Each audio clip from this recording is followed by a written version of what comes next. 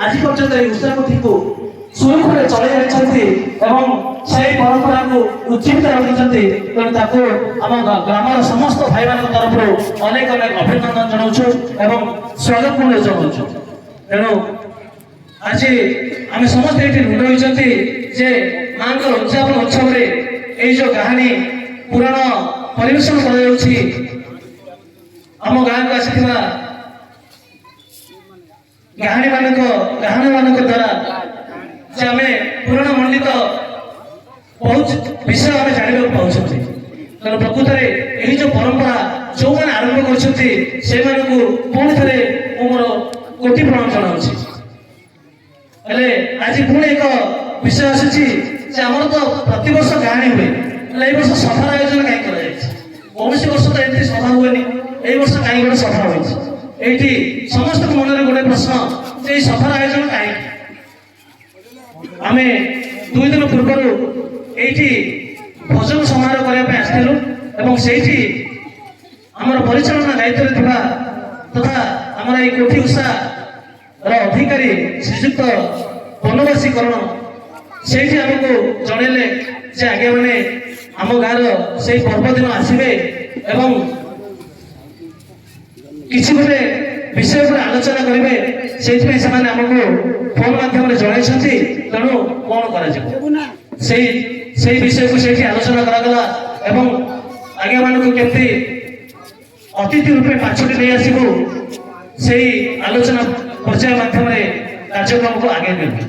तथापि यही पर्यंत आम जानू एक्चुअली ये सभा कौन तेणु मुझे आज्ञा मान तरफ अनुरोध करी जे आज्ञा मैंने निजे जनइबे जे सभार आयोजन कहीं आपण मैंने कहीं आसी आर आगामी भविष्य कौन से अनुरोध करुच्ची सर को से निजर अभिभाषण माध्यम आमको जनइबे जे प्रकृत में सभार आयोजन कहीं।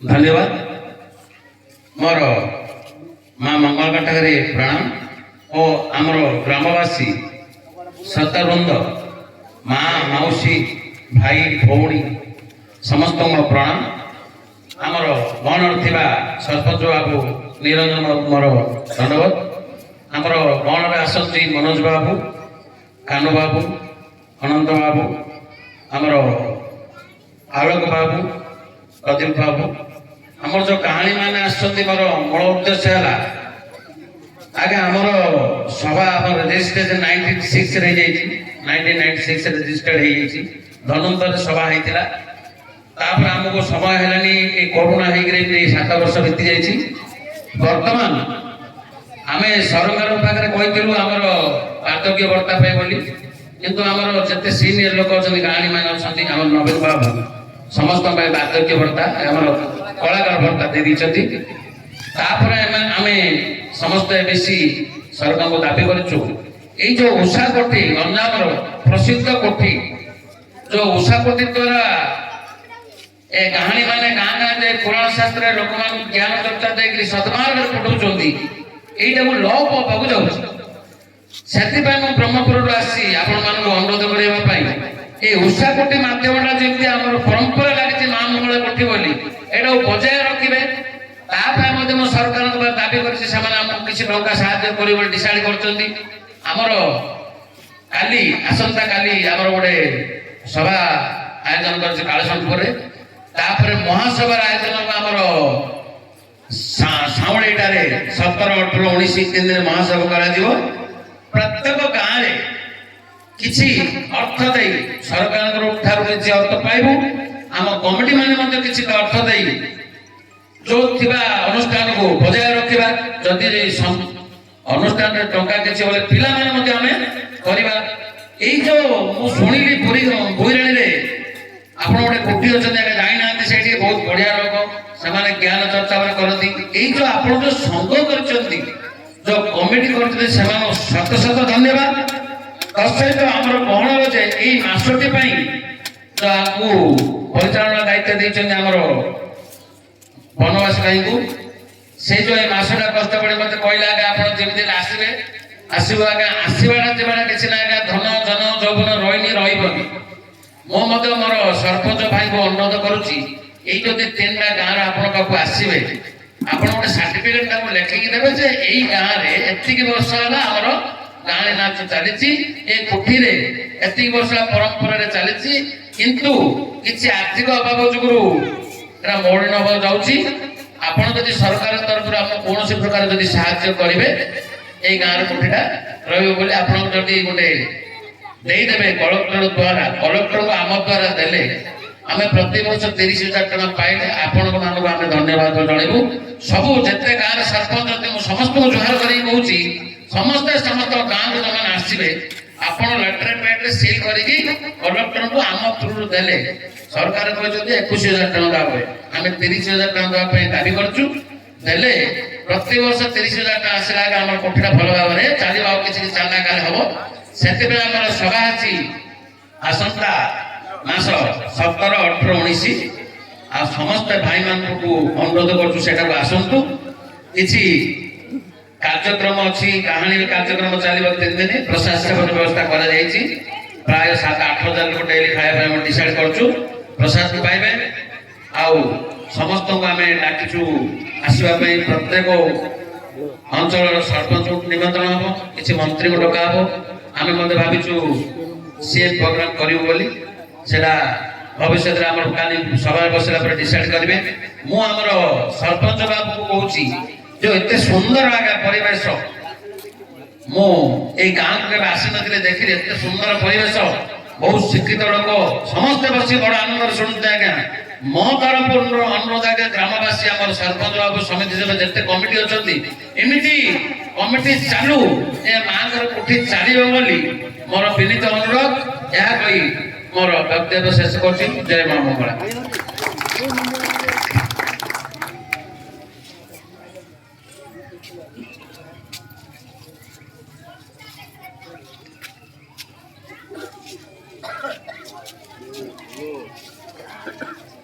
हेलो क्षमा करेंगे मो तरफ किसी कही पारे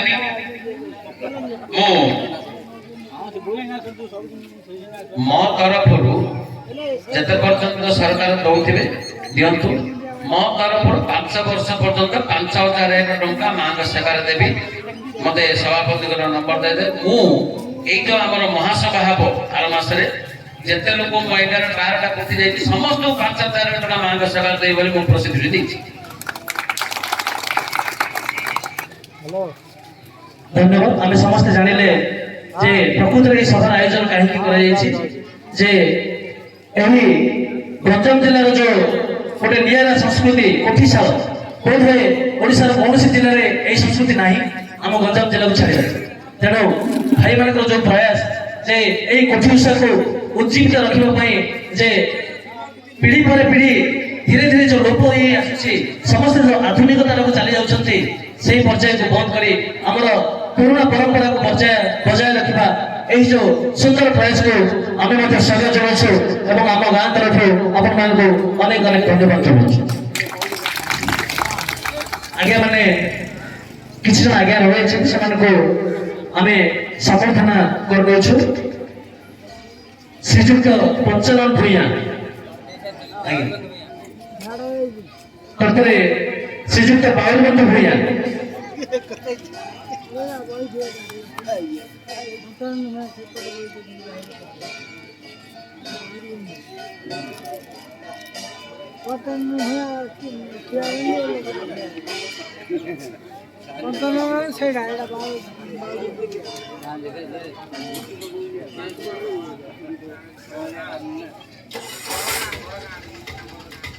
समस्ते करताली माध्यम टिके स्वागत जनातु।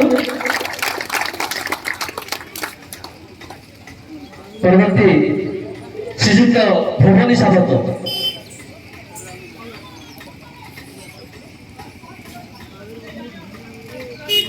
आज्ञा मान को आम गाँव कौन से पिला चिन्ह ना बोले जुक्तिजुक्त हेनी कहीं आज्ञा मान को आम पिला बेल देखी आसुचु जे बोध कहानी बोले आम बुझुचु सावंत आज्ञा बाउरी आज्ञा को बुझुचु।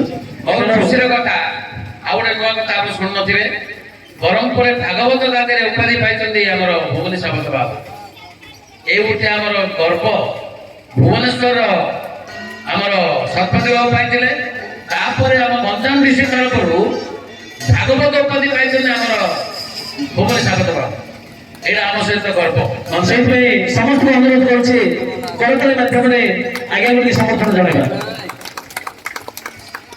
ତାପରେ ଏସବୁ ପରେ ଏହି ଯେ ଉଷା କୋଠିର ଏତେ ସୁନ୍ଦର ଦାୟିତ୍ୱ ପରିଚାଳନା କରୁଛନ୍ତି ସେଇ ମା ଠାକୁରାଣୀ କଳା ପରିଷଦ ବଡ଼ାଗୁଳ ଗଞ୍ଜାମ। ଏହି ବର୍ଷ କାଳସୀ ବୃନ୍ଦରେ ଅଛନ୍ତି ବିପିନ ବିହାରୀ ଗୌଡ଼, ଯୋଗୀନ୍ଦ୍ର ଗୌଡ଼, ଗନ୍ଧର୍ବ ଗୌଡ଼, ଅନାଦି ଗୌଡ଼, ଦାଶରଥୀ ଗୌଡ଼, ବାସୁଦେବ ଗୌଡ଼, କାଳିଆ ସ୍ୱାଇଁ, ଘନଶ୍ୟାମ ଗୌଡ଼, ସନ୍ତୋଷ ଗୌଡ଼, ବୃନ୍ଦାବନ ଗୌଡ଼, ଅରକ୍ଷିତ ଗୌଡ଼, ଲଡୁ ଗୌଡ଼, ଦିବାକର ଗୌଡ଼, କାହ୍ନୁ ଗୌଡ଼, ଲକ୍ଷ୍ମଣ ଗୌଡ଼, ରାଜେନ୍ଦ୍ର ପରିଡ଼ା, ତ୍ରିଲୋଚନ ପ୍ରଧାନ ଏବଂ ପରିଚାଳନା କମିଟିରେ ଅଛନ୍ତି ଶ୍ରୀଯୁକ୍ତ ବନବାସୀକରଣ ଅଧିକାରୀ, ଶ୍ରୀଯୁକ୍ତ ସୁରେନ୍ଦ୍ର ସ୍ୱାଇଁ ସହାୟ ଅଧିକାରୀ, ଶ୍ରୀଯୁକ୍ତ ସୁବଳ ନାୟକ ମ୍ୟାନେଜର, ଶ୍ରୀଯୁକ୍ତ ଗୌରଚନ୍ଦ୍ର ପାଢ଼ୀ ସହ ମ୍ୟାନେଜର, ଶ୍ରୀଯୁକ୍ତ ସୁନୀଳ ଗୌଡ଼ ପରିଚାଳକ, ଶ୍ରୀଯୁକ୍ତ ନାରୁଷି ଗୌଡ଼ କୋଷାଧ୍ୟକ୍ଷ ଏବଂ ମୁଖ୍ୟ କମିଟିରେ ଅଛନ୍ତି ଶ୍ରୀଯୁକ୍ତ ପ୍ରକାଶ ଚନ୍ଦ୍ର ପରିଡ଼ା, ଚନ୍ଦ୍ରଶେଖର ଗୌଡ଼, ଭାସ୍କର ଚନ୍ଦ୍ର ସ୍ୱାଇଁ, କୁମୁଦ ପରିଡ଼ା ଏବଂ କାହାଣୀ ଦାୟିତ୍ୱ ତୁଲାଉଛନ୍ତି ଯୋଗୀନ୍ଦ୍ର ସ୍ୱାଇଁ, ପ୍ରକାଶ ଚନ୍ଦ୍ର ଜେନା, ଭଗବାନ ଗୌଡ଼ ଏବଂ ଉଲ୍ଲାସ ପରିଡ଼ା। ତେଣୁ ଏ ସମସ୍ତ ଭାଇମାନଙ୍କୁ ଆଜି ଆମେ ଏହି ସଭାରେ ସମସ୍ତେ ଗୋଟେ ବଡ଼ କରତାଳି ସହିତ ସେମାନଙ୍କୁ ଅଭିନନ୍ଦନ ଜଣାଇବା। ସମସ୍ତେ କରତାଳି ଦିଅନ୍ତୁ ଏବଂ ଏହି ସମସ୍ତଙ୍କୁ ସମର୍ଥନ କରିବାକୁ ଯାଇ ଆମେ ଏହି କୋଠି ଉଷାର ଅଧିକାରୀ ଶ୍ରୀଯୁକ୍ତ ବନବାସୀକରଣକୁ ସମର୍ଥନ ଜଣାଉଛୁ।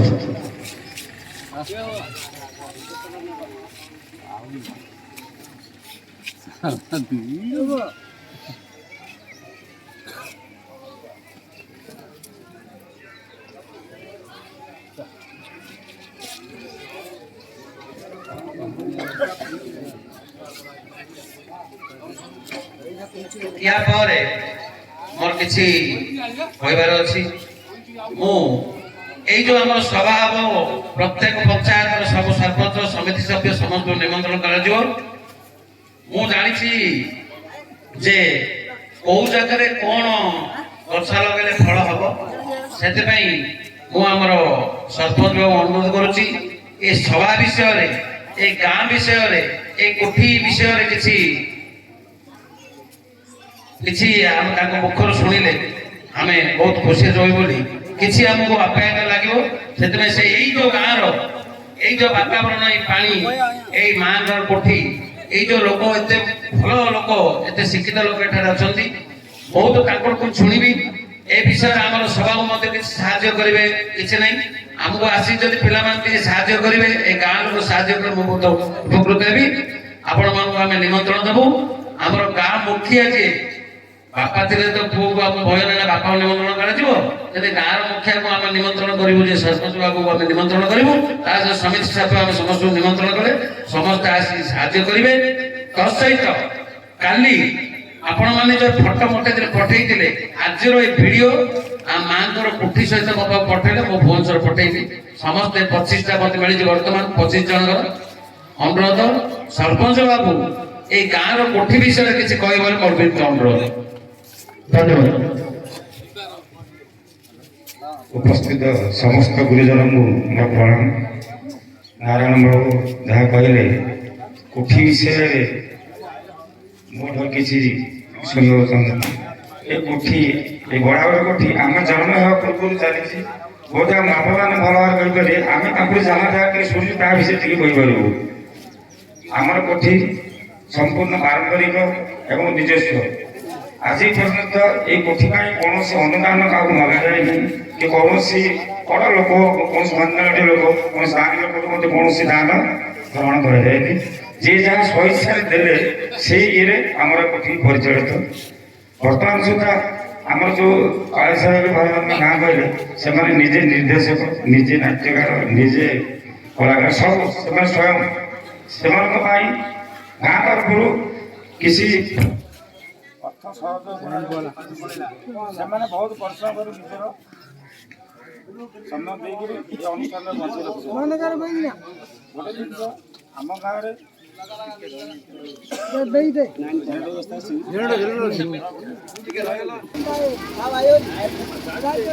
ଜଗତମତିରେ କରେଣ୍ଟ ଗଲେ ମଧ୍ୟ ଆମର ବହୁତ ଭଲ ବନ୍ଦୋବସ୍ତ ଅଛି, ସେଥିପାଇଁ ଆମର ଅଧିକ ଧନ୍ୟବାଦ।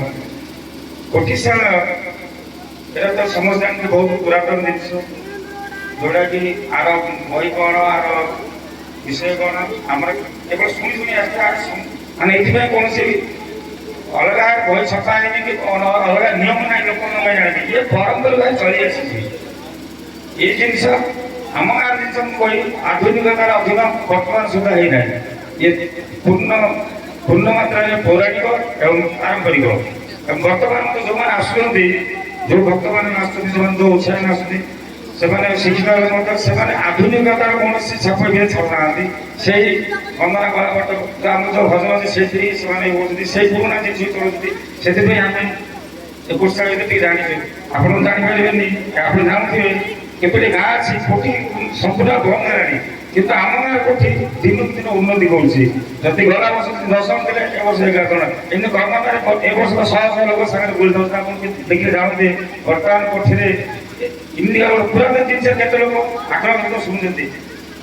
ଆଜିର ପାଗ ତ ବହୁତ ମାନେ ଭଲ ନୁହଁ, ଆମ ପାଇଁ ତ ଭଲ। ଆମର ଦେଖୁଛନ୍ତି ଗୋଟେ ଜାଗା ସବୁଠୁ ଭଲ ଜାଗା, ବର୍ଷା ଯୋଉ ଟିକେ ଆଉ ଟିକେ ଭିଜିକିରି ଆଉ ଟିକେ ସନ୍ଧ୍ୟାବେଳେ ଆଉ ପ୍ରବଳ ଲୋକ ଜମା ହେବେ ସମସ୍ତେ। ଏଥିପାଇଁ ସମସ୍ତେ ସମ୍ପୂର୍ଣ୍ଣ ମାତ୍ରାରେ ଆଗ୍ରହୀ ଉତ୍ସାହୀ ଏବଂ ଏଇ ଅନୁଷ୍ଠାନଟା ସବୁଦିନ ବଞ୍ଚି ରହୁ। ଯୋଉମାନେ ବି ଆସୁଛନ୍ତି ସେମାନଙ୍କର ଇଚ୍ଛା ଏଇ ଅନୁଷ୍ଠାନ ଉନ୍ନତି କରୁ, ଆହୁରି ଆଗ୍ରହ କରୁ, ଆଉ ସମ୍ପୂର୍ଣ୍ଣ ଭାବେ ଇଏ ପାରମ୍ପରିକ ହେଇ ରହୁ। ଆପଣମାନେ ଯଦି ଇଞ୍ଜିନିୟର ଅନୁଷ୍ଠାନକୁ ନେଇକରି ଗଞ୍ଜାମ ଜିଲ୍ଲାରେ କିଛି କରିବାକୁ ଚାହୁଁଛନ୍ତି, ଆପଣଙ୍କୁ ନିଶ୍ଚୟ ସାଧୁବାଦ, ଧନ୍ୟବାଦ, ଶତ ଶୁଭେଚ୍ଛା। ଇଞ୍ଜିନିୟର ଅନୁଷ୍ଠାନ ବଞ୍ଚୁ। ଆଧୁନିକତାରେ ତ ସମସ୍ତେ ଯାଇକି ନିଜର ପରମ୍ପରା ଭୁଲି ଦେଲେଣି, କିନ୍ତୁ ଇଞ୍ଜିନିୟର କିଛି ଜିନିଷ ରହିଲେ ଭବିଷ୍ୟତରେ ଆମର ଓଡ଼ିଶାର କଳା ସଂସ୍କୃତି ଏବଂ ଯେଉଁ ପରମ୍ପରା ସୁରକ୍ଷିତ ରହିବ ଏବଂ ଆଗକୁ ଆମ ପୂର୍ବପୁରୁଷ କ'ଣ ଥିଲେ ମୁଁ ଜାଣିପାରିବି। ଆପଣ କ'ଣ କ'ଣ ଭାବିଛନ୍ତି କ'ଣ କରି ମୁଁ ଜାଣିନି, ଅଠର ଜାତୀୟରୁ ମୁଁ ଆସିଲି। ଆପଣଙ୍କ କାର୍ଯ୍ୟ ଆଗକୁ ନିଅନ୍ତୁ। ଧନ୍ୟବାଦ।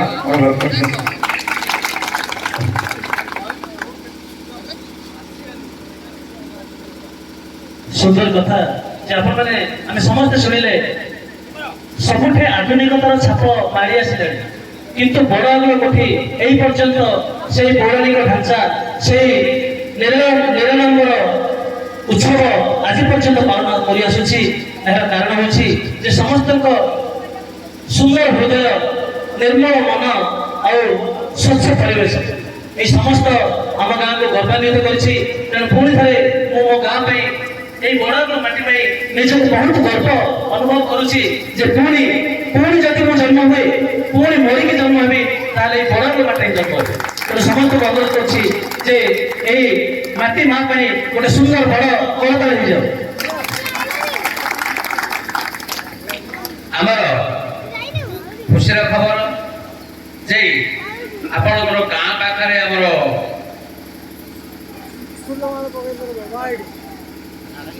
ବଡ଼ଗାଁର ପୁତ୍ର କାନୁ ବାବୁ ଆମର ଏଇ ବର୍ଷ ଏଇ କୋଠିର 2021ରେ କାହାଣୀ ବୋଲି ଆମେ ସମ୍ବର୍ଦ୍ଧନା ଦେଇଛୁ। ମୁଁ ତାକୁ ଅନୁରୋଧ କରୁଛି, ସିଏ ଏବେ ଦାୟିତ୍ୱ ନେଇଦେଲେ, ଆଜ୍ଞା ଆମର ସରପଞ୍ଚ ବାବୁ ନଳମଣ୍ଡାର ଦାୟିତ୍ୱ ଦେଇଦେଲେ, ପୁରା ଦାୟିତ୍ୱ ସେ କୋଠର ନେବେ।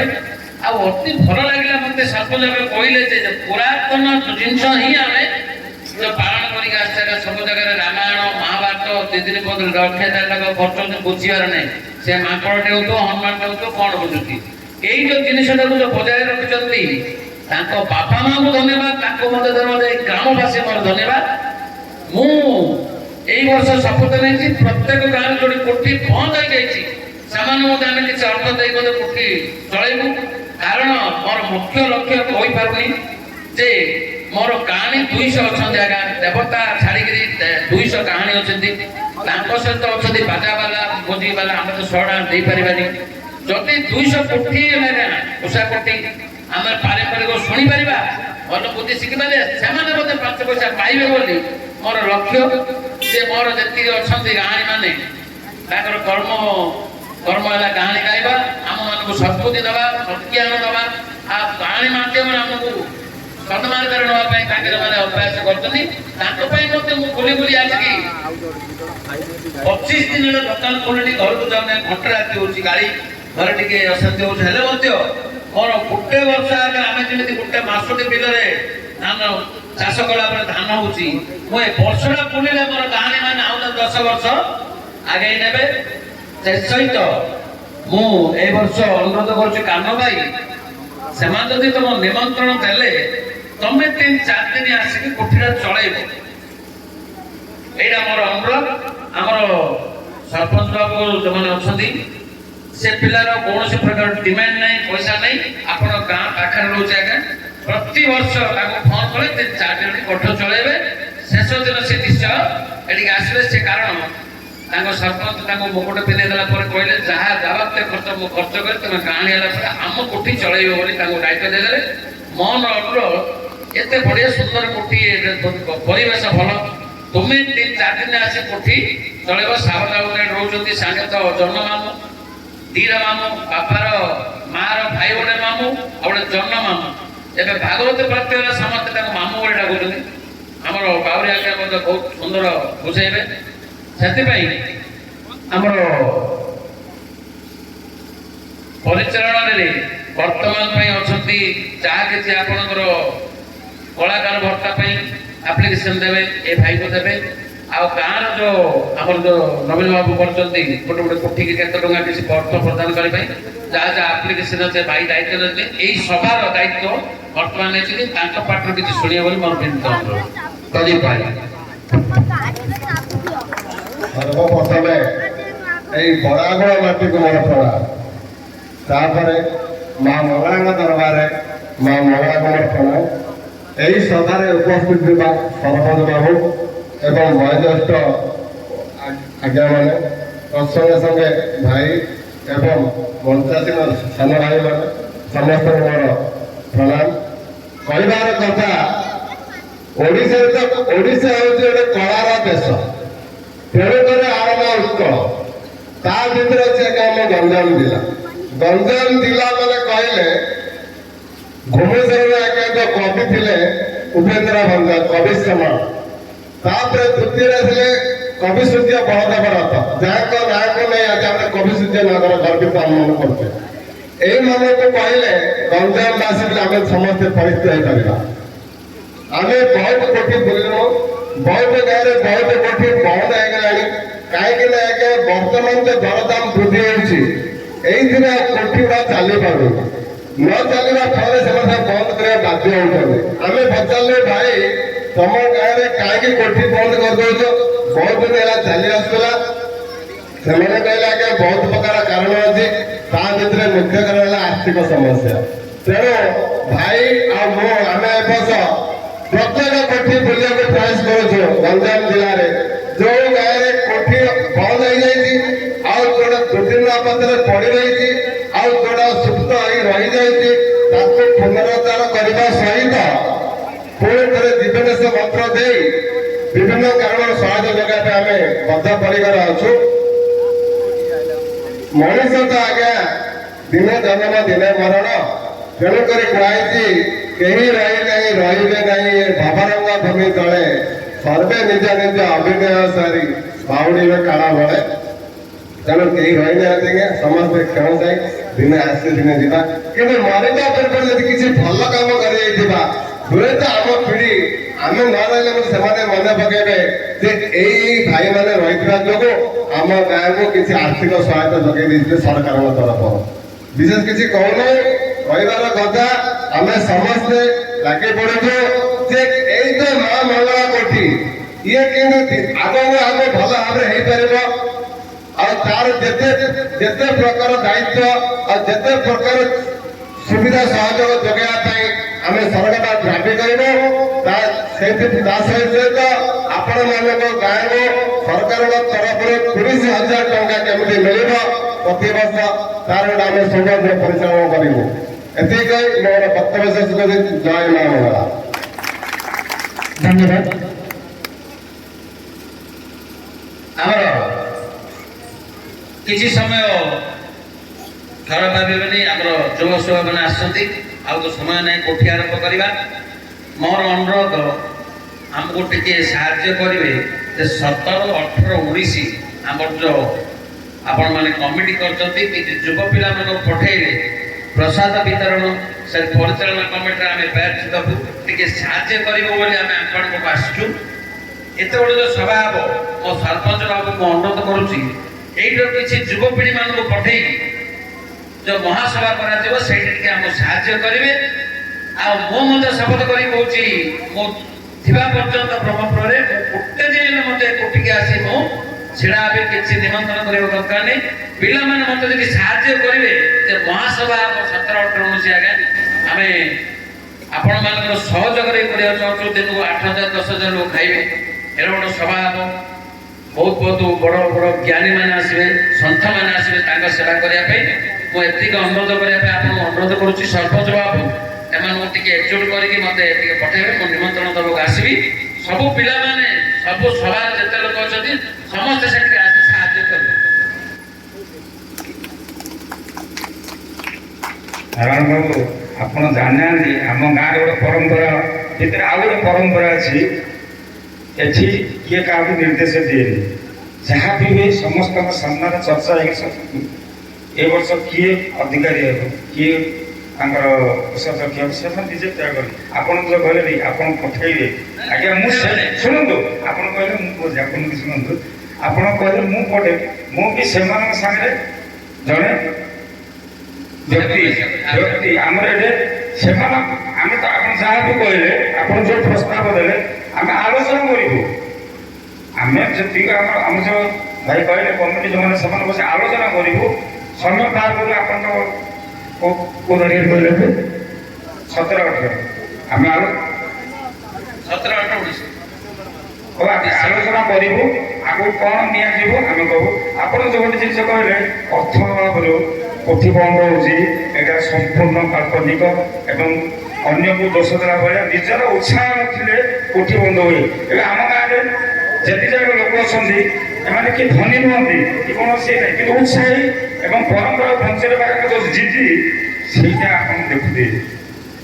ସେମାନଙ୍କର ଏବେ କୌଣସି ବଡ଼ ଲୋକକୁ କେବେ ବି ତାଙ୍କର ହାତ ପାତନ୍ତିନି। କୌଣସି ରାସ୍ତାରେ ଯାଇକରି କୌଣସି ଗାଡ଼ି ଏତିକି ଦିଏ ସେତିକି ଦିଅ ଆପଣ ଦେଖିବେନି। ସ୍ୱଇଚ୍ଛାରେ ସେମାନେ ନିଜ ଅନୁସାର କରୁଛନ୍ତି। କ'ଣ କରିବା, ବସେଇ ଗୋଟେ ଦଣ୍ଡା ହେବ, ସମସ୍ତେ ବସି ଆଜି ଏମିତି କରିବା, ସେଇଟା ହିଁ ଫାଇନାଲ। ଏଇଟା କି ନିର୍ଦ୍ଦେଶ ଦିଏନି ଏକଥା ଏଇଟା ଆପଣ ବି ଗାଁର ପରମ୍ପରା ପରମ୍ପରା। ଏ କୌଣସି ନେତାକୁ ମନ୍ତ୍ରୀ କୌଣସି ପଲିଟିସିଆନକୁ ଆମେ ଅଗ୍ରାଧିକାର ଦେଇନାହାନ୍ତି, କିନ୍ତୁ ପରମ୍ପରା ଯୋଉଠାରେ ବଞ୍ଚେଇଛନ୍ତି ଓଡ଼ିଶାରେ ଏମିତି କିଏ ବଞ୍ଚଉନଥିବ। ଆପଣ ନିଜେ ଦେଖି ବୁଲି ଦେଖନ୍ତୁ। ପରମ୍ପରା ପାଇଁ ସେମାନେ ସ୍ୱଇଚ୍ଛାରେ 100% ଆମେ ଚେଷ୍ଟା କରୁଛନ୍ତି।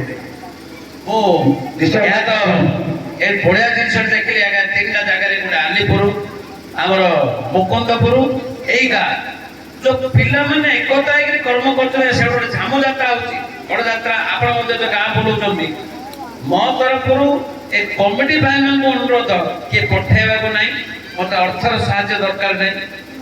ସେଠି ଆସି ଯୋଉ 17, 18, 19 3 ଦିନ ଯୋଉ ବଡ଼ ମହାସଭା ହେବ, ମୋ ତରଫରୁ ମୁଁ ଅନୁରୋଧ କରୁଛି ତମେ ସମସ୍ତେ ଆସି ଗାଁ ଲୋକ ସେଠି ମୋତେ ଟିକେ ସାହାଯ୍ୟ କରିବେ।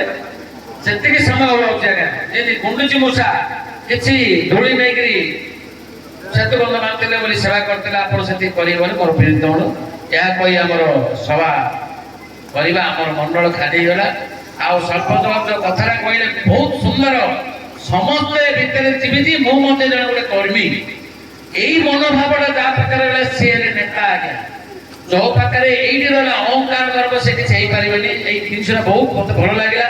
ଆମର ଜଣେ ଅଛନ୍ତି ବ୍ରହ୍ମପୁରର ବିକ୍ରମ କୁମାର ପଣ୍ଡା MLA ବାବୁ, ସିଏ ମଧ୍ୟ ଆଜ୍ଞାଙ୍କର କରିବେ।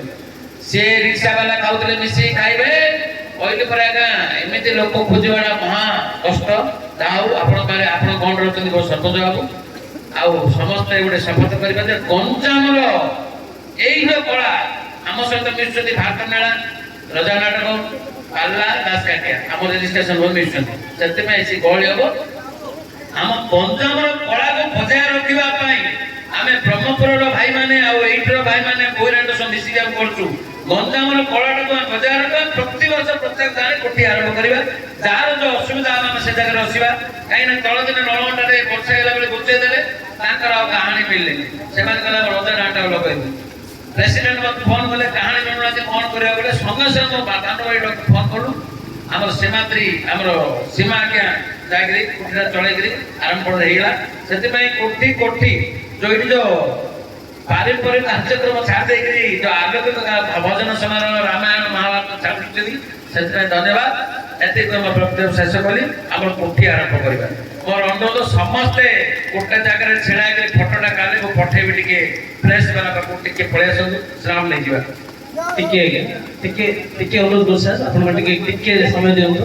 ଆମର ଆଉ ଜଣେ ବଡ଼ ଭାଇ ଶ୍ରୀଯୁକ୍ତ ଭାସ୍କର ଚନ୍ଦ୍ର ସ୍ୱାଇଁଙ୍କୁ ମୁଁ ଅନୁରୋଧ କରିବି ସେଇ ଆମର ଏଇ ସୁନ୍ଦର ଗ୍ରାମ ବଡ଼ାଗୁଳ ଏବଂ ଆମର ଏ ସୁନ୍ଦର ପରିବେଶ ପାଇଁ ଦୀପଦ କହିବେ ଆମମାନଙ୍କୁ।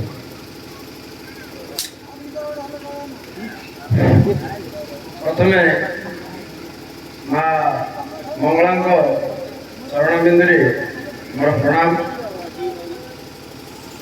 ଆମର ଅତିଥି କାହାଣୀ ଏବଂ ଆମନ୍ତ୍ରିତ କାହାଣୀକୁ ମୋର ହାର୍ଦ୍ଦିକ ଅଭିନନ୍ଦନ।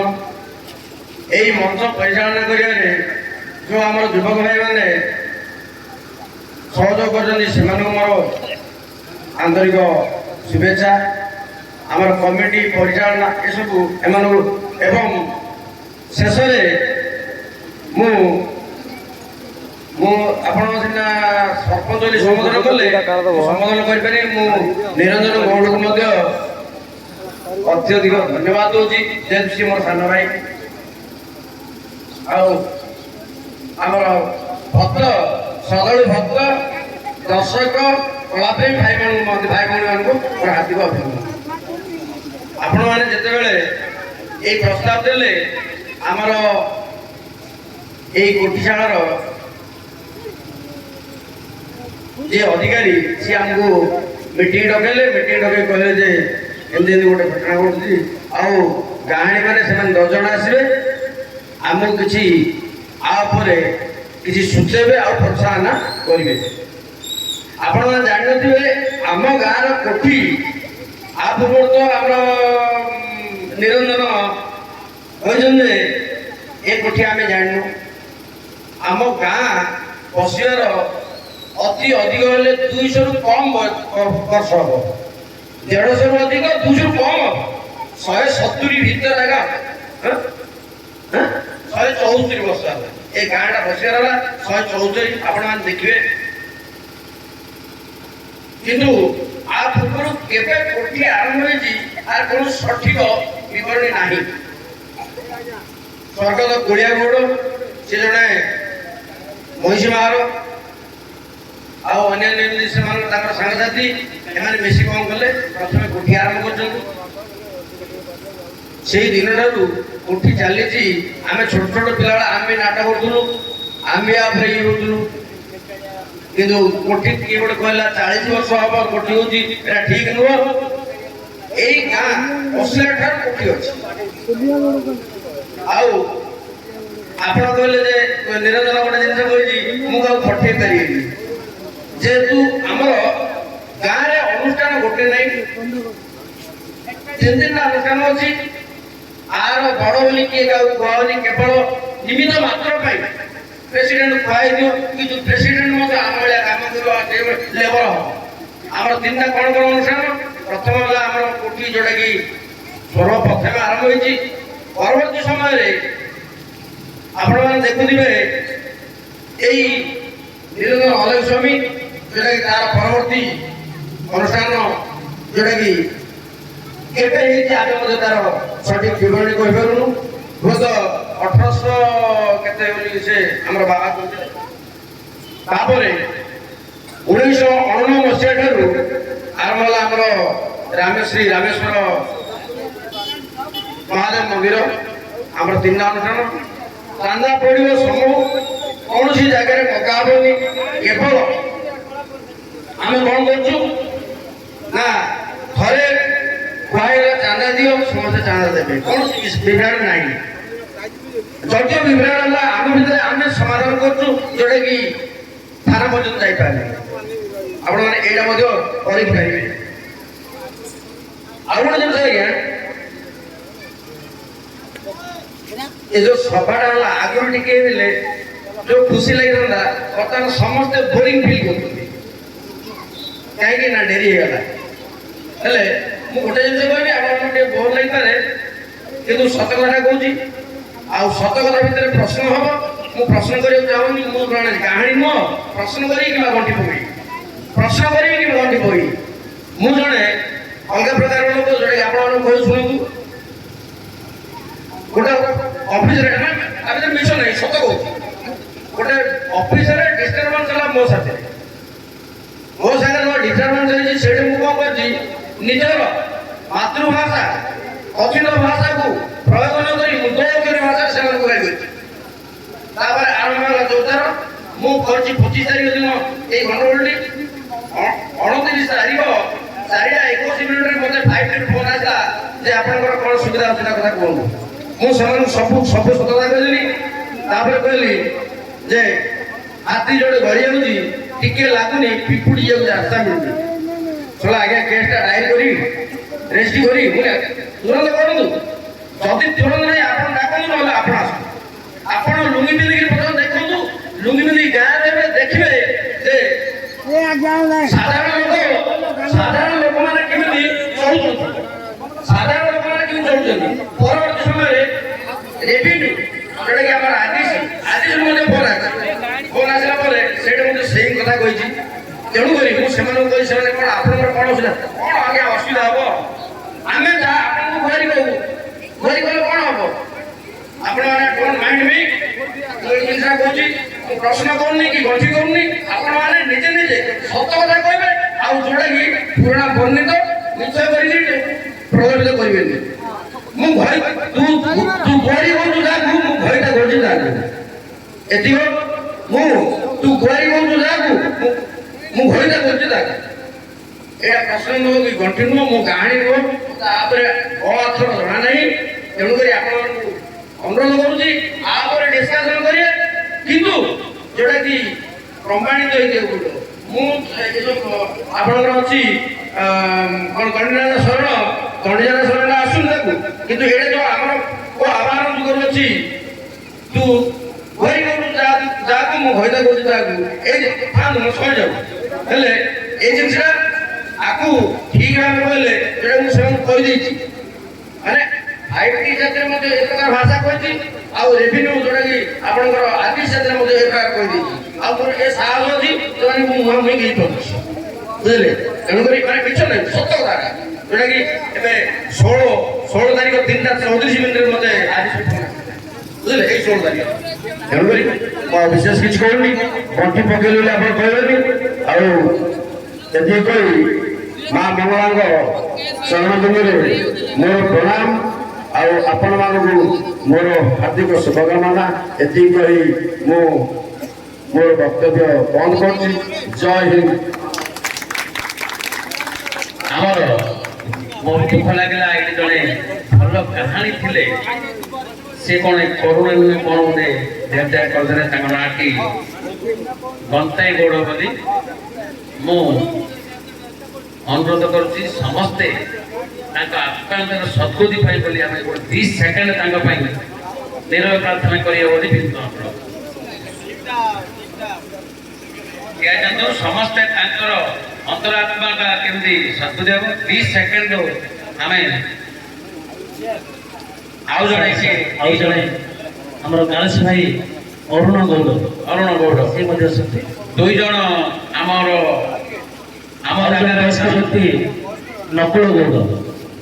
ଏଇ 3 ଜଣ ଆଉ ଆମ ଗହଣ ନାହାନ୍ତି। ଏମିତି ବଢିଆ କାହାଣୀ, ଭଲ ଲୋକମାନେ ଆମେ ଶୁଣିଥିଲୁ। ତାଙ୍କେ ବହୁତ ଭଦ୍ର ଲୋକ, ଆଉ ଭଲ ଭାଷାରେ ସେମାନେ ସମସ୍ତେ ଆତ୍ମୀୟର ସହିତ କାହାଣୀ ଚଳଉଥିଲେ।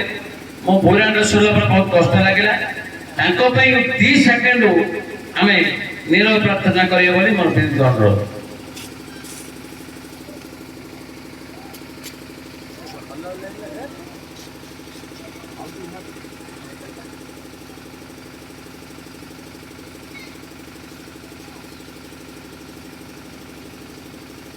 ଧନ୍ୟବାଦ। ସେମାନଙ୍କର ଆତ୍ମାକୁ ଶାନ୍ତି ମିଳୁ। ଆମର ବକ୍ତା ଭାଇ ନାଁଟି ମୋ ସୁନ୍ଦର ନାଁଟି ଜାଣିପାରିଲେନି ଭାଇଙ୍କ ନାଁଟା ଭାସ୍କର ବହୁତ ବଢିଆ ପିଲା। ଆଉ ମୋର ଅନୁରୋଧ ରହିଲା ଯମାନଙ୍କୁ ଆମେ ସଭାପୁରକୁ ମଞ୍ଚପୁର ଡାକିବୁ, ଆପଣ ଟିକେ ସାହାଯ୍ୟ କରି ବକ୍ତା ପ୍ରବର୍ତ୍ତନ କରିବେ। ଆମ ସଭା 3 ଦିନ ଦୟାପୂର୍ବକ ଆମର ସଭାପୁରକୁ ଆସିବା ପାଇଁ ଅନୁରୋଧ କରୁଛୁ। ଧନ୍ୟବାଦ।